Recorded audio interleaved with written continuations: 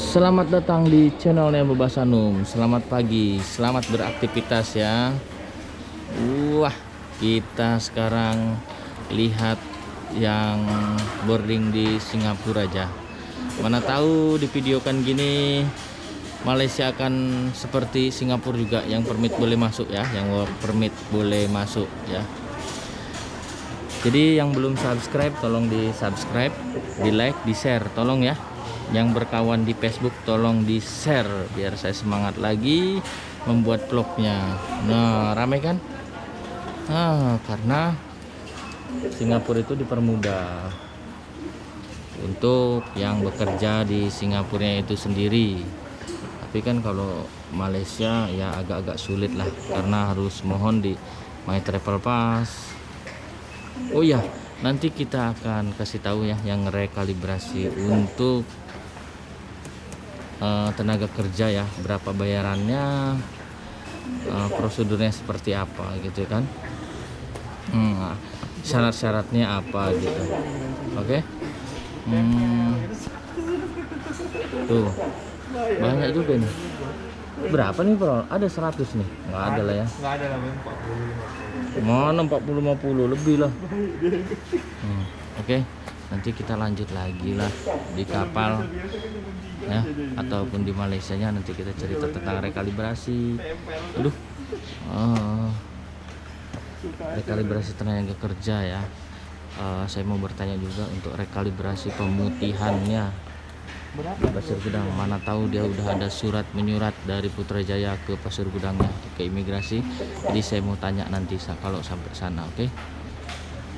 Yuk kita tutup dulu, nanti kita lanjut.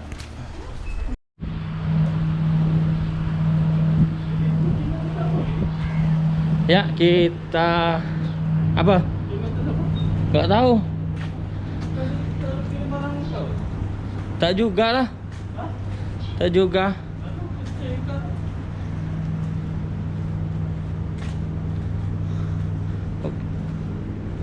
Nah, kita udah sampai di terminal Pasir Gudang ya. Aduh.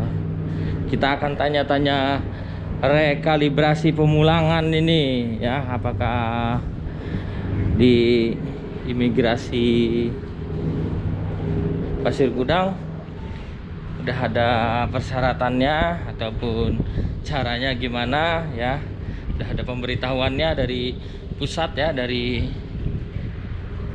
Putrajaya ya. Coba nanti kita tanya nih ya pokoknya. Oke. Saya mau tanya dulu nih. Kita ada di pelabuhan Pasir Gudang ya, pelabuhan Peri Pasir Gudang. Penumpangnya sudah masuk. Yuk kita masuk, kita tanya nih ya, imigrasi ya kan. Gimana pemulangan itu.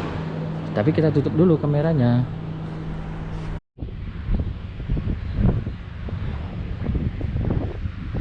Balik lagi ya. Tadi kita udah bertanya-tanya sama imigrasinya. Aduh, ternyata pokoknya. Nanti saya lagi kerja sih ya, mau bahas sekarang saya lagi kerja, nanti selesai kerja saya bahas nanti ya, rekalibrasi itu ya. Tengok penumpangnya. Aduh.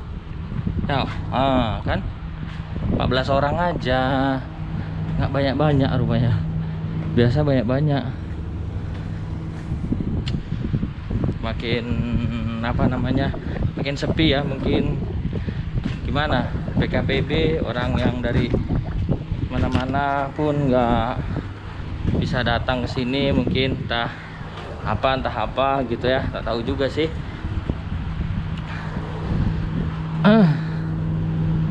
Nah, jadi kalau memang mau pulang mati bisa semasa PKP ya pulang aja pakai surat PCR ya, surat kesehatan.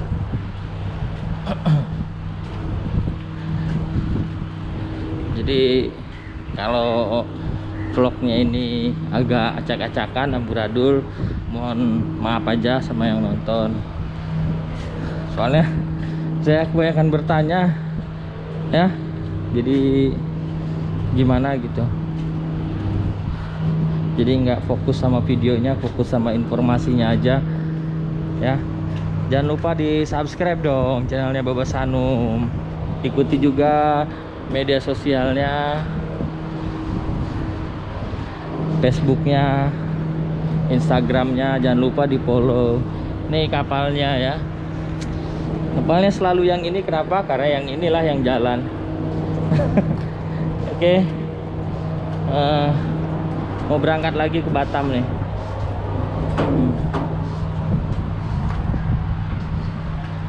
Mau berangkat lagi ke Batam. Mudah-mudahan cuaca bagus, nggak ada apa-apa di mana, di lautnya, di tengahnya ya, cuaca mendukung.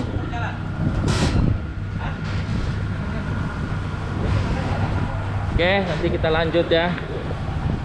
Kita bahas masalah rekalibrasi itu ya. Nah, balik lagi ya di channel Babas Hanum. Ini closingnya di rumah saya sendiri kebetulan ya. Apa namanya? Karena tadi nggak sempat closing di pelabuhan ataupun di kapal ya. Karena apa? Karena sibuk sekali tadi ya, nanyain info-info biasalah ya, info-info tentang ya yang ada di dalam. Nah kebetulan ini rekalibrasi ya, udah banyak yang membahas di YouTube kan, rekalibrasi tenaga kerja dan rekalibrasi pemulangan ya. Nah kalau yang rekalibrasi tenaga pemulangan ini apa namanya, kalau untuk mau daftar ya untuk pemulangan ataupun pemutihan sama saja ya. Yang ilegal yang mau pulang, yang visanya mati di dalam, bisa mendaftarkan diri untuk mengikuti program rekalibrasi pemulangan. Gimana caranya? Caranya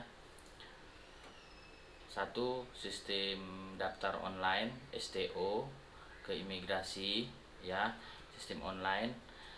Nah kalau sudah dapat kalau udah dapat pemanggilan dari Jabatan Imigrasi Malaysia, kita membawa paspor tentunya ya, membawa tiket ferry ya ataupun tiket pesawat ya, yang berlaku untuk 14 hari ke depan ya.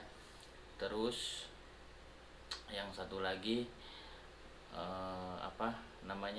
tentunya uang. Nah uang ini harus berbentuk kredit card ya, kredit card, tidak boleh berbentuk uang tunai. Jadi nanti pembayarannya untuk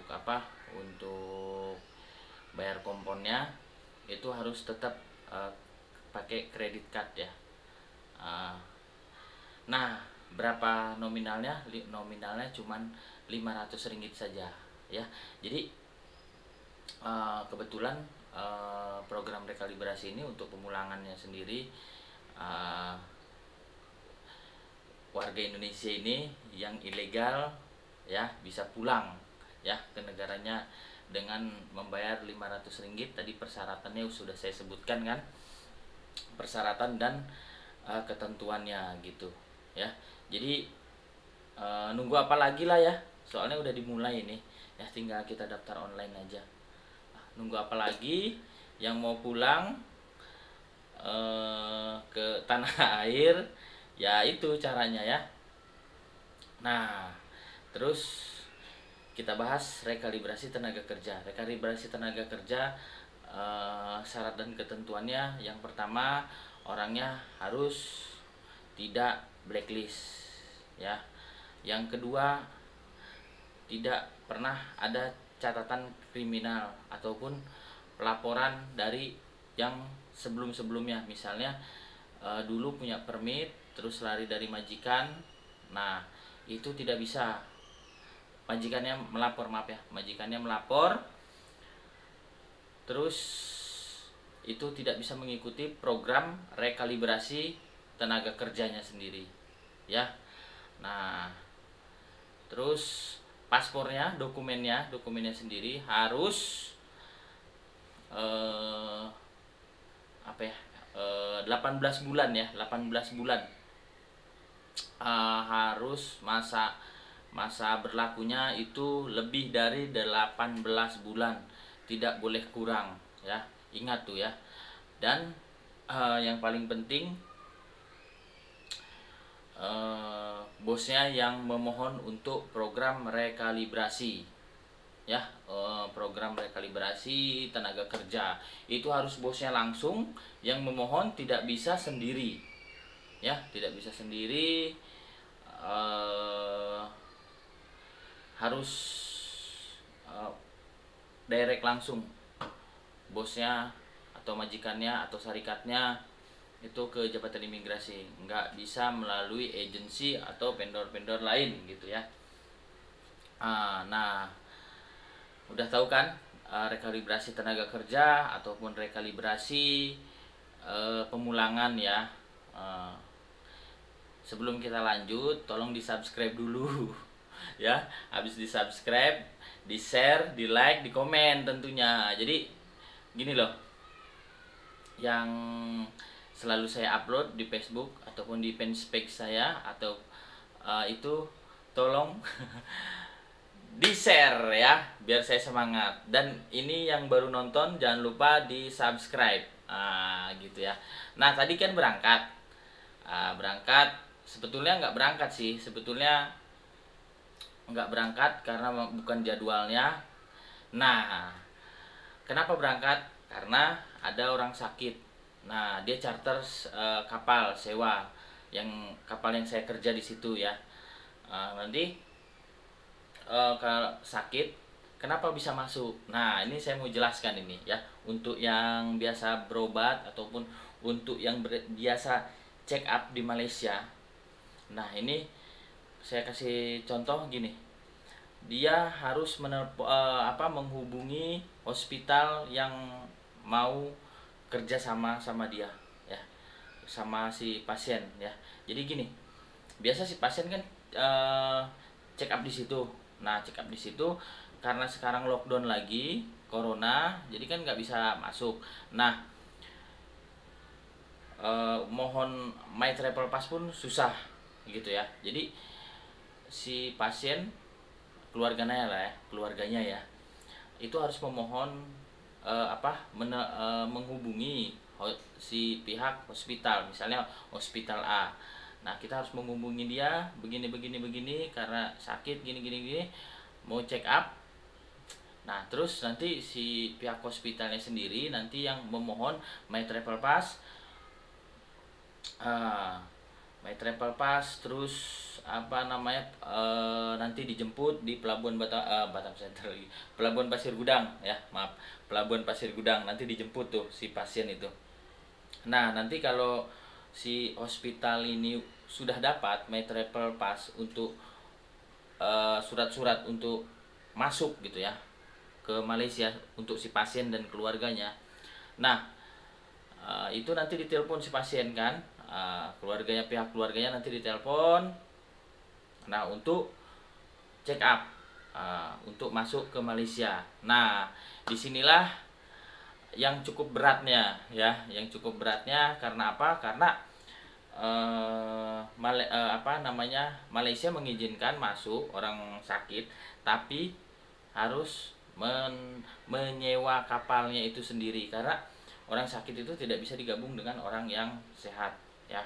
Jadi gitu ya. Kalau untuk penyewaan kapalnya sendiri ya langsung ditanyakan aja di counter IGS ya yang ada di Batam Center gitu. Jadi misalnya bukan jadwalnya nih ya, bukan jadwal berangkat ke Pasir Gudang, itu bisa kapal itu berangkat tapi sewa Nah, sewanya itu langsung aja datang ke konter IGS, ataupun nanti saya kasih nomornya lah kalau kalau ini ya, kalau ada yang mau menyewa untuk orang sakit gitu ya ke Malaysia gitu.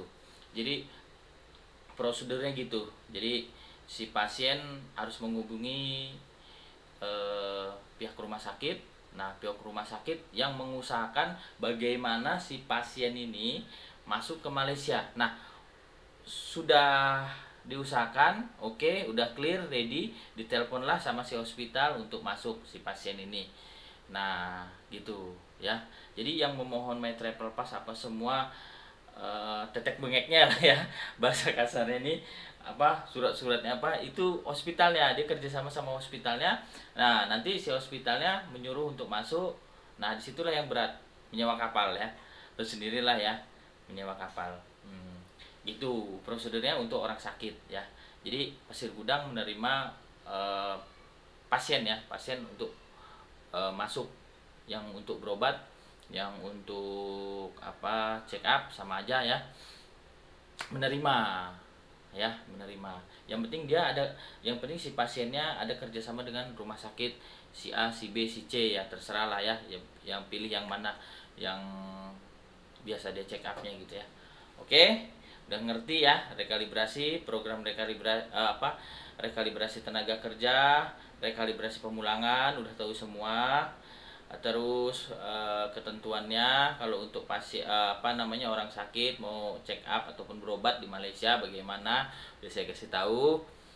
Nah, terus kalau belum jelas lagi, nanti di DM di Instagram saya ataupun di Messenger saya di Facebook. Ya biasalah ya, kalau yang subscriber saya pasti tahu kalau yang bertanya-tanya ya. Nah, terus yang baru menonton video ini, tolong di subscribe dan di share tentunya juga ya. Oke, jangan lupa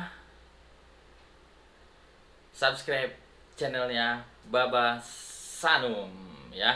Oke, nanti kalau apa namanya sudah ikut pemulangan, mau pulang ke Indonesia lewat Batam, lewat Pasir Gudang tentunya, jumpa saya. Nanti kita cerita-cerita masuk YouTube saya, oke? Ya. Oke. Salam Baba Sanum.